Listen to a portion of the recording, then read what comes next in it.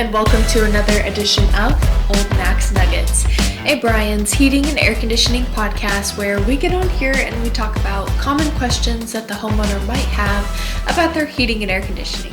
My name is Brooklyn and I'm here with Bryan Nacarado, the owner and president of Bryan's Heating and Air Conditioning. How are you doing today? I'm doing really good, Brooklyn. How are you? I'm doing well. Good to hear. So what's going to be our topic for today? So for today, I'm thinking we kind of discuss warranties and the different warranties that we provide and kind of how they work. Sure. Okay, so there's a lot of different things that go into warranties, and when we're talking about warranty with equipment replacement, new installations, that type of thing. Also warranties with some service work and repair work. So there's a lot of different things we can talk about here. I'm going to start off with service warranties. So there are a lot of times when we present options to our clients in terms of the level of service that they want to have us do, say for example on a repair.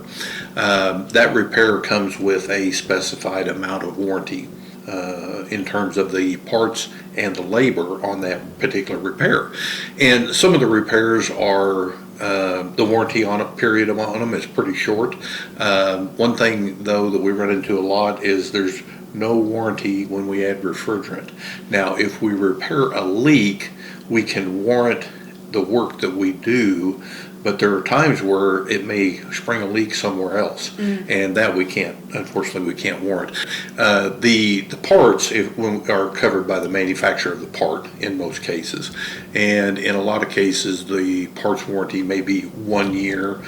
Some of the repairs we have may have a 2-year warranty, so we're covering that second year in-house, and as well as covering the labor aspect of it in-house as well. Okay, so it kind of depends, and again, the way that we do our service repair work, there's a lot of different options for the homeowner. So again, that kind of covers the warranty situation on the service side. Now, when it comes to equipment replacement, new installations, that type of thing, now we're getting into a whole different set of circumstances. So in most cases nowadays in residential applications, the manufacturers cover the parts warranty for up to 10 years. Wow. And in many cases that requires a registration with the manufacturer. So in other words, we go out and replace somebody's furnace and air conditioning system. We actually do the registration to ensure that the homeowner has that 10-year parts warranty coverage.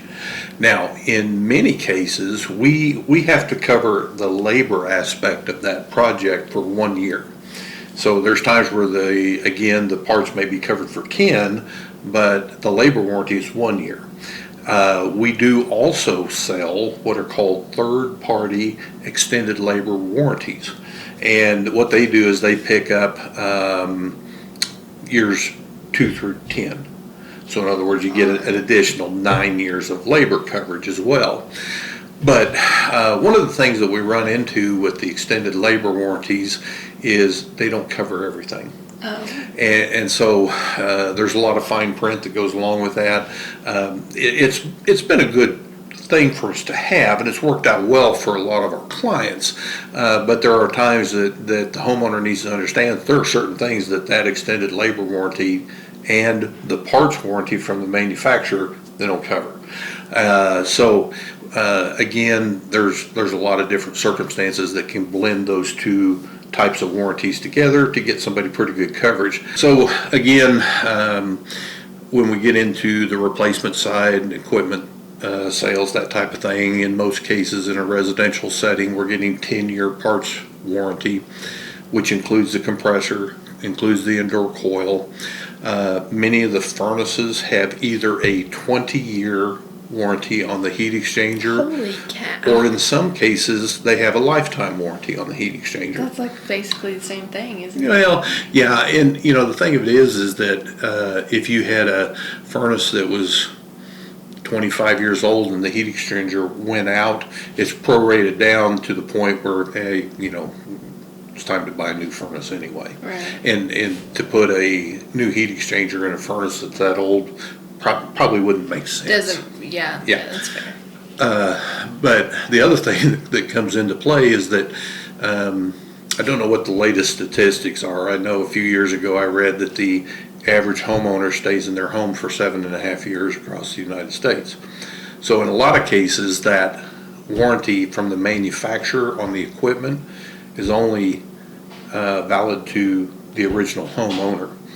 If you sell the house, then it reverts back to what it is without the registration. So in some cases, it may be a 1-year parts warranty and 5 years on the compressor and 5 years on the coil, as opposed to 10 years across the board.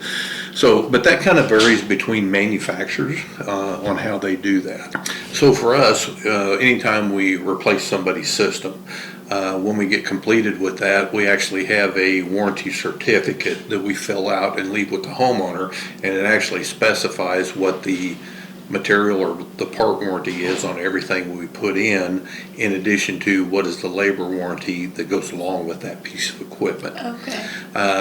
So that's we're trying to eliminate any gray areas for the customer. The other thing is that when we go out on the sales side, when somebody's looking to replace their system, Justin covers that in the sales side as well, in terms of here's what the warranty is. And we've all been in situations where throughout the course of our lifetime, you have something, whether it be a car, a dishwasher, a furnace, an air conditioner, whatever, and it quit 2 days after the warranty expired on it. So, but in a lot of cases, there's ways that we can try to help the homeowner in those types of situations. One of the big things we get into, though, if something's a year out of warranty, it's pretty hard for us to try to go back to the manufacturer for any recourse with that particular piece of equipment. So you shouldn't be, like, if you purchased a system from us, you shouldn't be in the dark about what warranty you've got. Yeah, so there's actually a warranty certificate, has the model and serial number of whatever pieces of equipment we put in, any accessories in terms of the thermostat or any indoor air quality products that we sold along with that. The warranty is spelled out on that warranty sheet for the homeowner, and that way they've got a copy of it, we've got a copy of it. It actually gets scanned into our system, so we have the same information that the customer has. So if there was ever a concern or any question about what that warranty is, we can both reference the same document. Warranty's not a bad idea, especially on a big purchase like that. Well, yeah, and at the price of what furnaces and air conditioners are nowadays and the labor rates and so forth, it's a big purchase. Yeah. Big important one too. Yeah. So, yeah.